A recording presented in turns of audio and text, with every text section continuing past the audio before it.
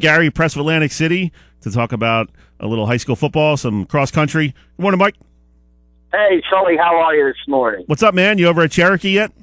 I have not yet arrived there yet. I, however, am on my way. Nice. Tell us real quick about this event. It's kind of one of the highlights of the early season in cross country, and a lot of great runners out there. A little bit different format. We were talking to Brian Smith of Mainland Regional and telling us about how it's a 2-mile race divided by grades. So kind of a neat atmosphere to kind of kick off the cross country season. Right. It's the first big event of the first kind of major meet that the cross country season has on Saturdays. Of course, there's a big meet just about every Saturday from now through the end of the middle of November. And you hit on it there. This is a 2-mile race to sort of ease into the season. Normally, cross country races are 3.1 miles.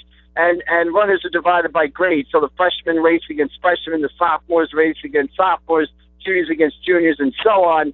Obviously, a highlight today will be Alyssa Aldridge of Mainland Regional, the defending meet champions winner now at junior. She'll be running in that junior race.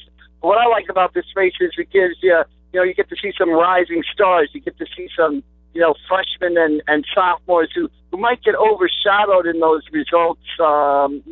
Might be not running as fast as juniors or seniors, but you get to see who some up-and-coming standouts are, in those freshman and sophomore races.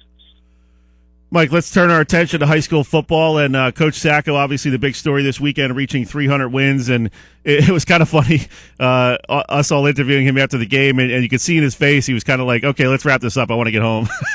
Yeah, well, that was typical Coach Sacco right there, as kind of wrote in the story today, at pressafac.com and in the paper today, that, he seemed more interested, and he's always this way after a game. No matter how well we think St. Joe has played, he's almost always more interested in discussing, the mistakes that St. Joe made and how they can get better rather than the win. But there was no way around it last night. 300 wins, the first coach in South Jersey history to ever accomplish that feat.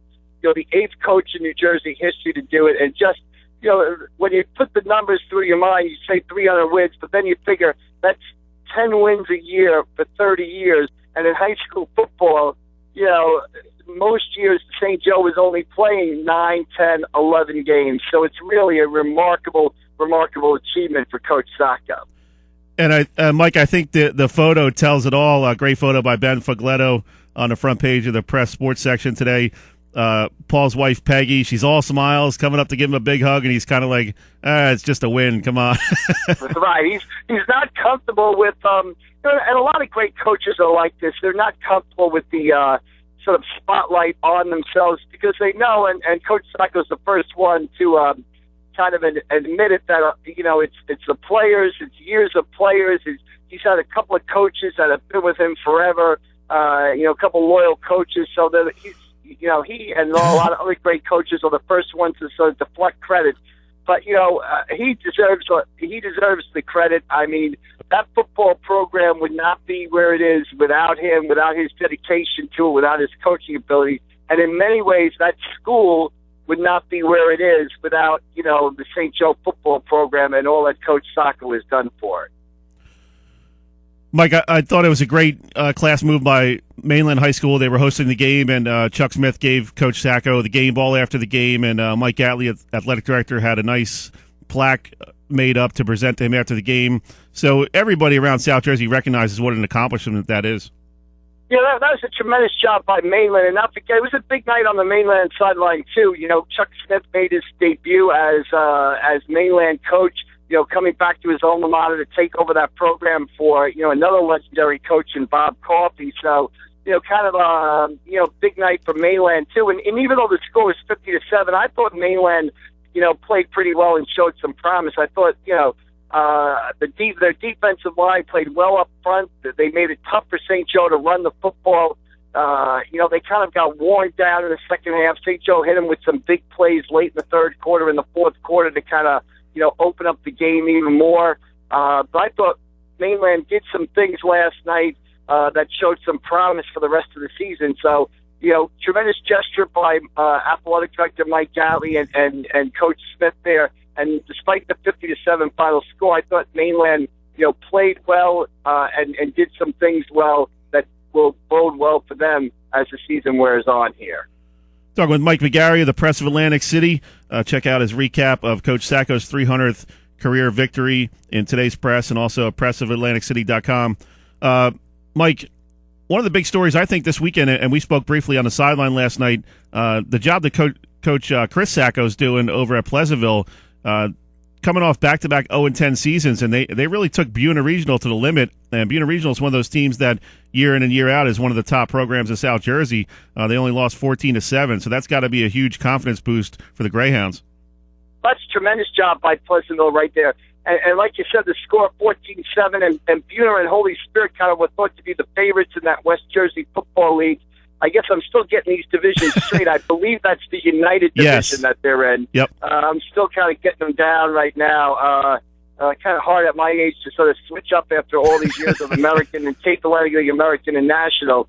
But, you hit it on the head. So they go toe-to-toe with Buena right there. And that's the great thing about the move to the West Jersey Football League is now Pleasantville's going to be able to build on that effort, build on that game, because next week they're going to be playing, the week after that, they're going to be playing teams of similar enrollment, of similar program ability. So it's not like they played well against Buena and now they've got to go play a St. Joe or a St. Augustine or a Holy Spirit or even, a Violin or a Millville next week. Now they go play, schools of similar size. So that's a great thing. And Coach Chris Sacco does a great job. I mean, I went to a practice last November.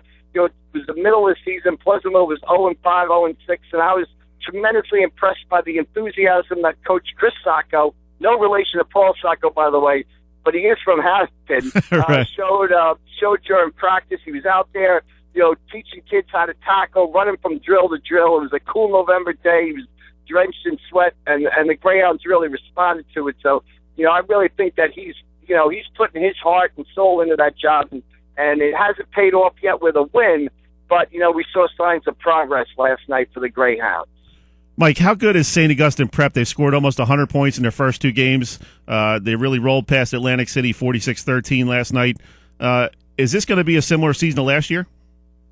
Well, I think it's got the chance to do that. It'll be interesting next Friday night. They've got a huge game. They go up to Williamstown, and one of those, again, a great thing about the CAL's merger with the West Jersey Football League is we're going to get games like we get next week, which is Cedar Creek, Delsey, Williamstown, St. Augustine, Lenape, Egg Harbor Township. We're going to get, I believe, Washington Township, Atlantic City. We're going to get great matchups like that.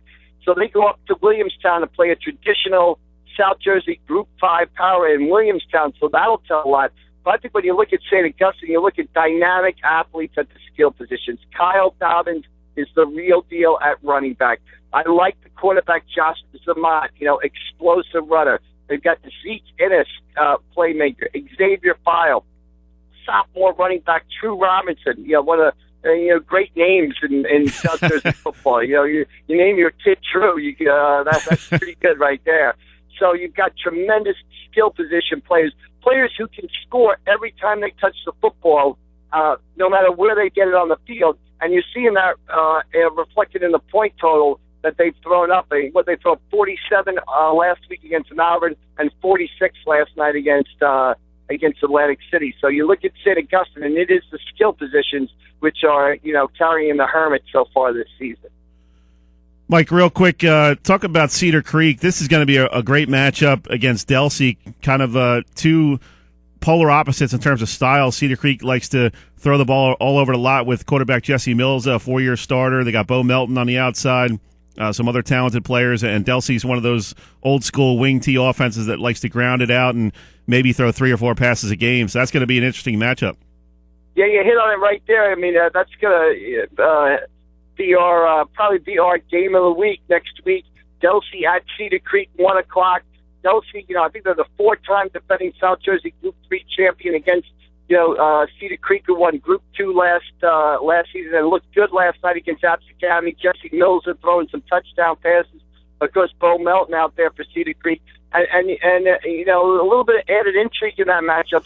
Delsey goes and loses to Timber Creek last night. Timber Creek beat them by about, I think it was 3 touchdowns. So now you've got a Delsey team. The football season gets late early. I like to say nobody wants to be 0-2. If you're 0-2, you're in a little bit of a hole. So now you've got a Delsey team that's kind of backed into a little bit of a corner. Going to Cedar Creek next Saturday. So if that matchup wasn't attractive enough that you have two South Jersey champions meeting each other, now you've got a Delsey team that's kind of backed into a corner looking for its first win against a great Cedar Creek team. So kind of some added intrigue into what will surely be a great game next Saturday out at Cedar Creek. Mike, I think if you need to talk to either Coach Sal Marquez or Tim Watson, you could probably call them about 2 or 3 in the morning any night this week. They'll be up. Yeah, they'll be up all night, looking at film and things like that. Like you said, Cedar Creek will be looking at ways to stop that, that wing T offense, and Delsey on the other hand's got to figure out a way to slow down Cedar Creek's skill guys. So it's a great matchup, and again, it's what next week is one of those weeks where it's an interdivision matchup week for the WENJ-FM, and that's the best thing about the move to the CAL is that we're getting Delsey, Cedar Creek, we're getting Williamstown, St. Augustine, we're getting great games like that. So it's great for the players and it's great for the fans as well. Talking with Mike McGarry of the Press of Atlantic City. Mike, real quick before we let you go, real interesting thing unfolding with Timber Creek. Those players have kind of rallied around themselves, sort of an us against the world mentality, as the controversy has kind of built over that residency discrepancies. The prosecutor decided not to press any charges against the coaching staff. They've turned over information to the NJSIA, so it's a thing that's lingering here into the early stages of the season, and they come out and just put on a show against Delsey. So in terms of the team, they're really rallying around each other, and as if they needed any more motivation. They're a great team to begin with. Right. Well, they were a very, very talented football program. Like you said, they've been one of the best programs the past 4 or 5 years, probably in the state. They're the defending South Jersey Group 4 champions, and they obviously came out last night and made a statement with a big win over a very good Delsey team. And in the morning, they got the news that they have been cleared of those sort of residency charges from the Camden County Prosecutor's Office. So they're out of the woods in one retrospect, but they're not out of the woods as far as something else goes. Like you said, the Camden County Prosecutor's Office, from what I understand, is turning their evidence over to the NJSIA, who will investigate the matter.